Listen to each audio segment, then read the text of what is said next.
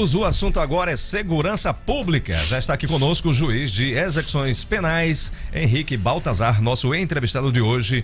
Doutor Henrique, primeiramente, obrigado pela gentileza, bem-vindo ao 96 Minutos. Tá, obrigado pelo convite, boa tarde. Doutor Henrique, boa tarde. Como é que o senhor vê a mudança aí na secretaria da SEJUC, né?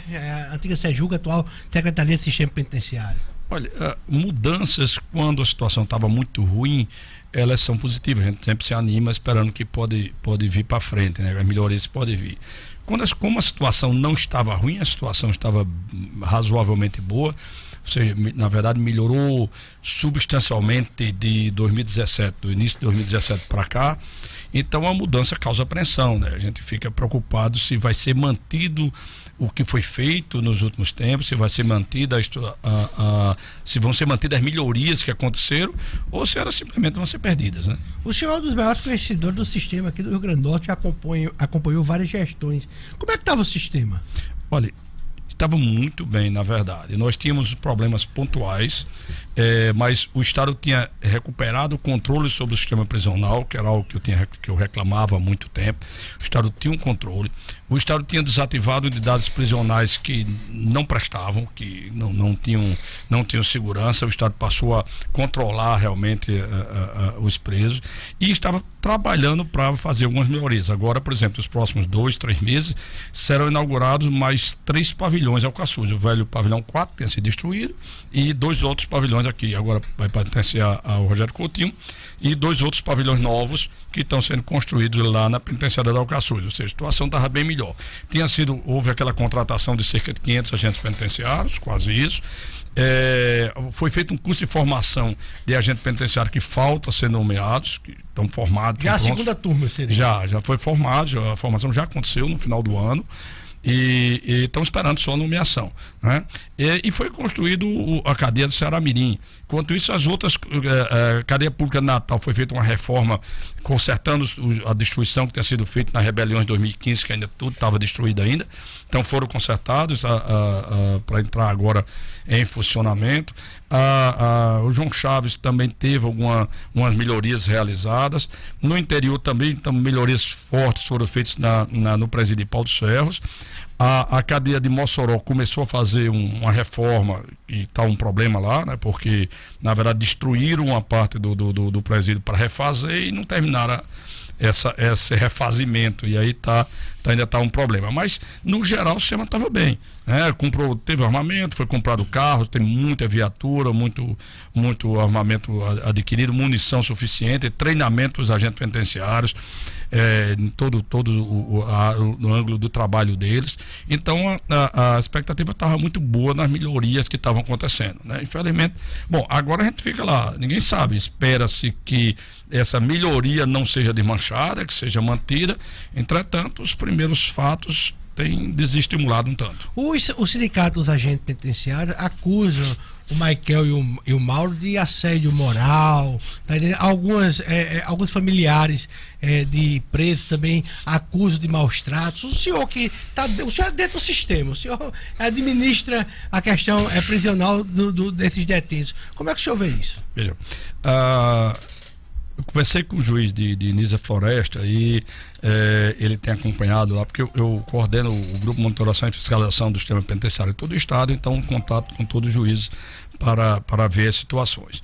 O juiz Nisa Floresta me informou o seguinte: os presos da penitenciária de Alcaçuz, porque o pessoal fica sempre pensando que Alcaçuz é um presídio só, mas tem que dizer para que o ouvinte lembre isso, são 2 presídios. A penitenciária de Alcaçuz, as informações são as melhores, os presos todos elogiam, né? O juiz disse que ouviu de vários presos dizer que agora não existe mais a opressão que eles tinham antes por parte das facções criminosas. Ele não se preocupava com opressão de agente penitenciário, a opressão era feita por agente penitenciário, extorsão, na verdade, não era nem opressão, era extorsão feita por facção criminosa dentro do presídio. Então os presos dizem que pode cumprir dignamente a pena, fora a reforma física que foi feita, que melhorou substancialmente o presídio. Havia reclamações na penitenciária Rogério Coutinho Madruga. A Rogério Coutinho Madruga é onde estão...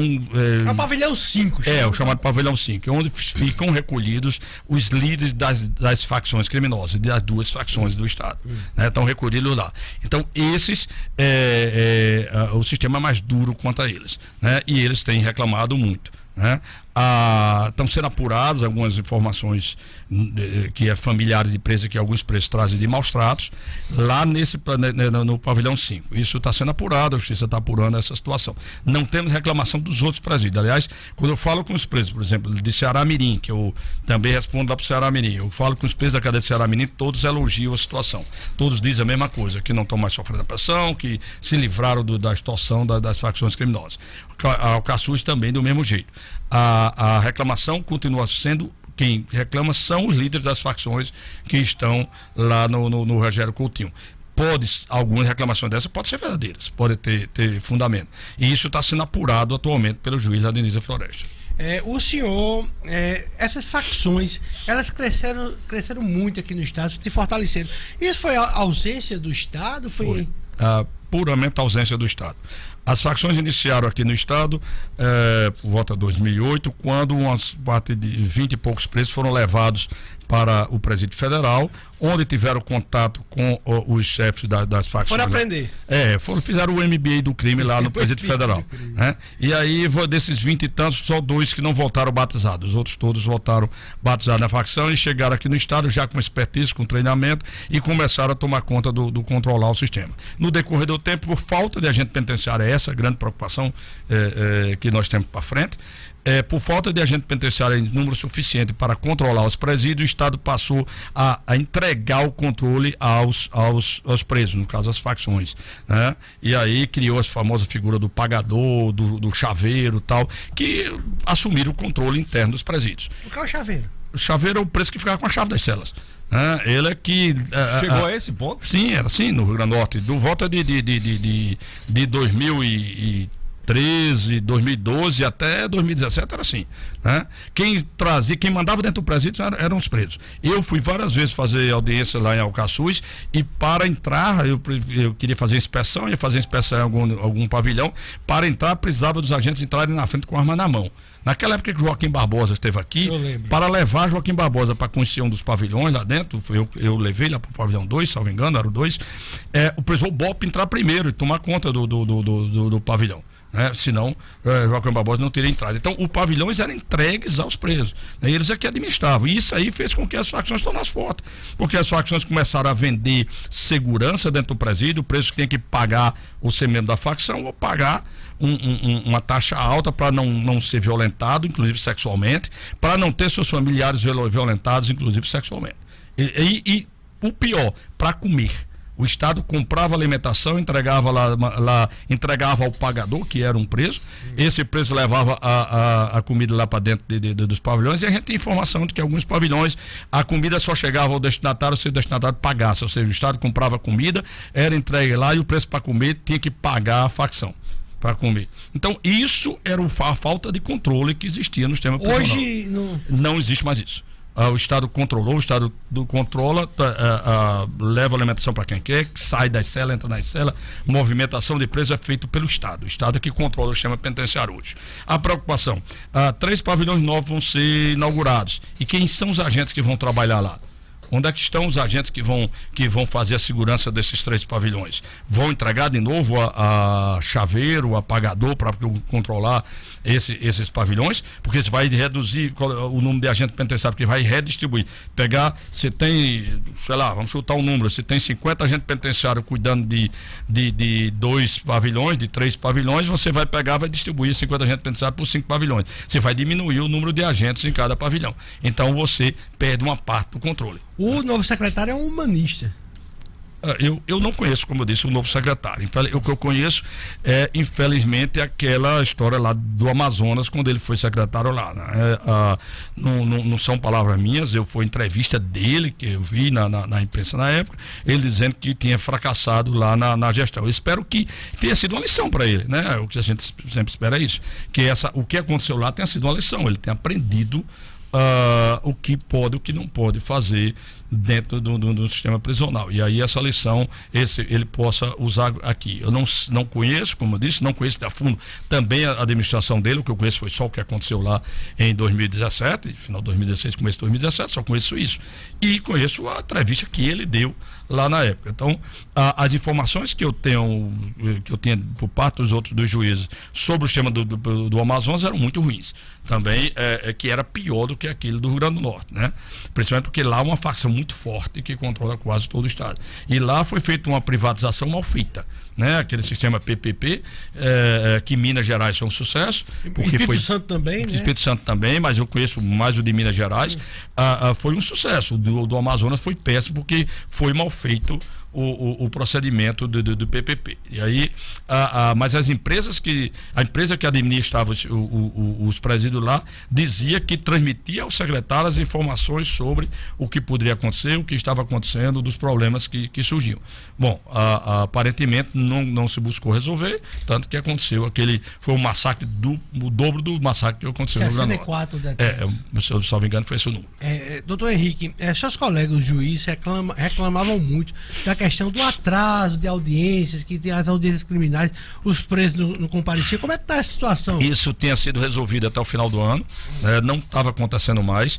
A partir dessa operação padrão, que é uma greve disfarçada, que o Sindicato dos Agentes Penitenciários fez agora no começo do ano, começou a acontecer de novo. Hoje, por exemplo, o juiz de Extremóis, estava falando com ele há poucos minutos, o juiz de Extremóis informou que soltou estupradoras e assaltantes, que fizeram roubo e estupro ao mesmo tempo, perigosíssimos, teve que soltar porque o Estado não levou os presos para audiências, e aí, por excesso de prazo, ele estava colocando esse pessoal em liberdade. O seu juiz basicamente foi obrigado? Foi obrigado a isso, porque o juiz não pode se negar. Você tem prazo, você tem que terminar os processos. Se não termina, é excesso de prazo, se o juiz manter o sujeito preso, o juiz é a autoridade coatora. Ele passa a responder por aquilo. Então ele tem que colocar em liberdade. E por que colocou em liberdade? Porque o sistema penitenciário não teve responsabilidade de levar os... Isso ocorreu hoje. Já seria uma mudança? Bom, não sei se já foi uma mudança. Eu não acredito que isso tenha sido por determinação do secretário. Aliás, eu acho até que ele nem sabe que está acontecendo isso. E eu vou dizer isso a ele amanhã, na reunião que eu vou ter com ele. O grupo de escolta penal, o GEP, não pode ter. Esse é um problema que tinha sido combatido, que tinha sido enfrentado por Mauro e tinha sido, de certa forma, resolvido no ano passado. Que era essa história do grupo de escolta penal ter essa liberdade de levar os preços que ele quer levar e escolher quem não levar. Isso tinha sido resolvido. Felizmente, está voltando a acontecer. Doutor Henrique, na sociedade aqui, principalmente do Rio Grande do Norte, uma controvérsia muito grande em relação às audiências de custódia, né, onde a pessoa chega lá preso e sai pela porta da frente. O senhor, que é um juiz experiente, como é que o senhor analisa a audiência de custódia? Se o retrato que a sociedade tem é um retrato real? Errado. Não é um retrato real. Tema recorrente, hein, doutor? Tema recorrente, mas a gente eu digo a mesma coisa várias vezes, mas não adianta. Aqui no Rio Grande do Norte, por exemplo... aqui no Rio Grande do Norte, por exemplo, cerca de 60% ou mais um pouco de 60% ficam presos na audiência de custódia. Ou seja, a soltura é menos bem menos da metade. Cerca de cada 10, 4 ficam presos. A pessoa diz, não, mas devia ficar 8 presos. Não devia. Não é o que a nossa lei diz. A lei brasileira coloca alguns tipos de crime não pode decretar prisão preventiva. Qualquer crime que a pena é até 4 anos não pode decretar prisão preventiva. Estelionatário, por exemplo, você só pode decretar prisão preventiva se ele já tiver antecedentes. Furto, ladrão que faz furto, também você não pode decretar. E vários outros crimes não pode decretar a prisão. Então você não pode prender essas pessoas. E tem várias outras situações do mesmo tipo. O objetivo da audiência de custódia não é soltar, nunca foi custar, apesar do discurso equivocado do ministro Lewandowski quando foi instalar as audiências. Eu acho que é isso que... O discurso de Lewandowski foi que o objetivo era diminuir a superpopulação carcerária. E não existe isso. O objetivo da audiência de custódia, na verdade, é você ter uma prisão melhor. Você otimizar o trabalho de prender. Você prende aqueles que devem ficar presos, que a lei diz que deve ficar preso. A boa parte dos crimes, a condenação prevista na lei é regime aberto. Então você não pode deixar preso alguém que vai ser condenado em regime aberto. Ele não vai ficar preso depois de condenado. Se ele for, mesmo alguns crimes que é pena de 6 ou de 4 a 8 anos. Passar 6 meses para ir para frente do juiz. Isso. O que acontecia antes? E aconteceu muita gente séria, muita gente responsabilidade. Eu estava na audiência de custódia um dia, quando um rapaz que era de um clube de tiro aqui de Natal, ele foi atirar com outro companheiro, outro colega, o colega desceu em um certo ponto da cidade e pediu a ele, olha, deixa minha arma lá em casa, e deixou a arma dentro do carro dele. Disse, vai deixar lá em casa, e ele foi deixar a arma do amigo em casa. No meio do caminho pegou uma blitz da polícia e terminou preso por porte legal. A arma dele tinha registrada. Do colega não. Do colega não, ele ficou preso por isso. Se não fosse a audiência de custódia, esse cara que não é bandido, que era uma pessoa séria, correta, um empresário respeitável da cidade, tinha ficado uma semana talvez preso até o juiz examinar o caso dele. Foi no dia seguinte na audiência de custódia e chegou lá e o juiz viu que não tinha motivo para deixá-lo preso e o colocou em liberdade. Eu vi N casos desses. E ele caso que a gente prendeu também. Eu prendi muita gente lá na audiência de custódia. A minha média de prisão lá, quando eu estava na custódia, é de 70%. Eu mantenho o preço de 70%, mas tem 30% que eu solto porque não tem motivo para manter preso. Os policiais reclamam muito que na audiência de custódia o promotor pergunta logo ao preso se ele foi maltratado, se ele apanhou. Porque o promotor tem que fazer, se ele não fizer, o juiz tem que fazer, porque está na legislação que criou a audiência de custódia, é obrigação. A audiência de custódia, me explicar, é para legalizar, é para ver se houve legalidade. É para ver se a prisão é correta, ou seja, para ver se é ilegal a prisão. Para não acontecer, por exemplo, esse caso que você colocou aqui. Como eu coloquei, e também essa outra situação que ele acabou de dizer aqui, do sujeito que o policial vai prender e bate no cara. O policial, não, porque era um bandido perigoso que cometeu um crime grave, que atirou no outro policial, não importa, você não pode se equiparar a ele. Você é um agente da lei, você é um agente do Estado. Então você não pode se equiparar a um bandido. Você não pode estar batendo. Você precisou matar alguém na hora da prisão, o sujeito lhe enfrentou, meta uma bala na testa, mate. Se for necessário, ele está atirando em você, atire nele. De volta, acabou-se. As mortes são normais no trabalho policial, consequência. Se o sujeito reagiu à prisão, fazer o quê? O policial não pode, não vou levar um tiro e vou para casa, não, deixa para lá, você está atirando, não vai fazer isso, você vai reagir. A lei ampara ele, né? Agora o cara já está preso, já está rendido, já está sendo levado à prisão, o policial bater nele, isso não justifica. O policial é um agente do Estado. O senhor teve conhecimento que a Secretaria de Segurança Pública pediu o pessoal da ouvidoria lá da Secretaria da Sejuc para voltar? Sim, na verdade é o seguinte, o sistema penitenciário não tem, apesar de que a gente tem falado isso muitas vezes, tentando que seja feito previsto na lei, mas está inclusive no plano diretor do sistema penitenciário que foi feito pelo general Araújo Lima, a necessidade de ter uma corregedoria, e não tem corregedoria. Existe apenas a CEPA, que é uma Comissão Extraordinária de Procedimento Administrativo, que é uma comissão que, na verdade, é extraordinária, mas funciona permanentemente, mas a diferença é que ela não toma iniciativa, ela tem que esperar que o secretário despache mandando ela abrir algum processo. Essa comissão nunca funcionou no estado do Rio Grande do Norte. Há muitos anos, nós tínhamos agente penitenciário cometendo crimes, inclusive dentro do sistema penitenciário, facilitando fugas. A imprensa noticiou várias vezes situações desse tipo. E nunca ninguém era apurado. Então, depois nesse período, Mauro, foi chamado o coronel Araújo Lima, o mesmo nome do general, mas é outra pessoa, um coronel da PM aqui do estado, da reserva, e ele reorganizou a CEPA para que a CEPA funcionasse. Levou com ele mais 2 oficiais da PM para trabalhar. O coronel Margarida e o major João Bosco. Levou esse pessoal para trabalhar para ele. Depois o coronel Araújo Lima saiu no ano passado, ele foi ser interventor da Casa do Estudante e ficou a coronel Margarida e o major lá, João Bosco, trabalhando na CEPA. Ele fazia um trabalho excelente. Com esse trabalho deles, nos últimos tempos houve diversas punições a agentes penitenciários que não merecem ser chamados de agente penitenciário. Alguns foram expulsos, inclusive, do sistema penitenciário. Esse era um bom trabalho que era realizado, e a informação que eu tive esta semana foi que o comandante, o secretário de Segurança, chamou os oficiais e disse que eles seriam devolvidos para a PM. Olha, a gente sabe. Com preocupação isso? Vejo com muita preocupação. A gente sabe que a própria PM tem vários oficiais que estão em função que não seria adequada. Está cuidando de um biru. não tem função nenhuma. Tá lá, todo mundo sabe disso. Bota na geladeira, né? Aquele cargo que você não manda em nada, que você não faz nada. Você bota lá na academia da PM, que não funciona. A academia da PM não serve pra nada, e aí não funciona coisa nenhuma. Não existe curso de formação do oficial aqui no Grande Norte. Há muitos anos tá lá, com o diretor do ensino, diretor de vice-diretor de ensino, diretor não sei de quê, diretor da academia, não sei o quê. Bota lá esse povo pra não fazer coisa nenhuma. E você tem um bocado de ter alguns oficiais nessa situação. A polícia não tá precisando desesperadamente dessa coronel e desse major, a ponto de precisar trazê-los para lá. Eles vão tirar, vão deixar o sistema penitenciário sem ninguém para fazer aquele serviço. Não, bota um agente penitenciário, ora, é um colega que vai julgar, que vai apurar a conduta de colegas. Difícil isso dar um bom resultado. Né? É isso que vocês da empresa vivem reclamando, por exemplo, da história do foro privilegiado do juiz, por exemplo. Não, o juiz vai ser julgado pelo colega, termina. Por igual. E a gente sempre disse, olha, por mim pode jogar o meu foro privilegiado onde quiser. Eu inclusive, se eu matar alguém, prefiro ser julgado pelo júri do que pelo tribunal. A possibilidade de ser absolvido é maior no júri. Mas tá a mesma coisa lá. Então você vai colocar um colega que hoje eu vou lhe julgar, amanhã eu posso ser subordinado. Como é que funciona isso? Ok, doutor Henrique Baltazar, muitíssimo obrigado pela sua participação aqui no 96 Minutos.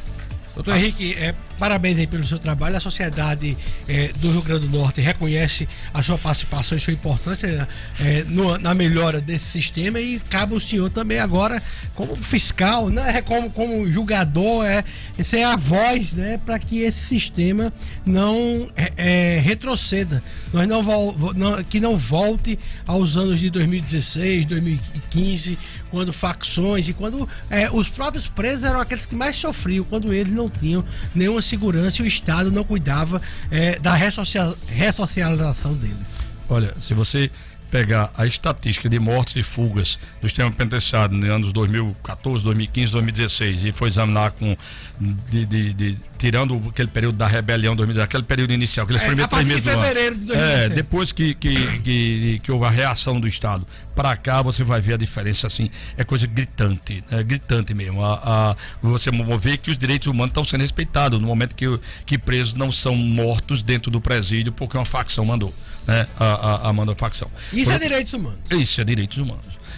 Por outro lado, os juízes de execução penal do Rio Grande do Norte, nós estivemos reunidos nas últimas semanas, discutindo, debatendo a situação do sistema, e nós estamos convictos de que não podemos deixar a situação voltar ao que era antes. Os juízes de execução penal farão o que tiver ao seu alcance para que o sistema penitenciário continue funcionando adequadamente. E vamos cobrar da Sejuc, vamos estar sempre acompanhando, é nossa função, inclusive, então a gente vai estar fazendo esse trabalho para não deixar que a situação volte à situação que era anterior. Relembra o senhor um texto do jornalista de Narte Assunção, publicado no final de semana, a respeito de Coloral, né, que é um apenado. Será que Coloral vai comandar o nosso sistema? Olha, a esperança é que não, a esperança é que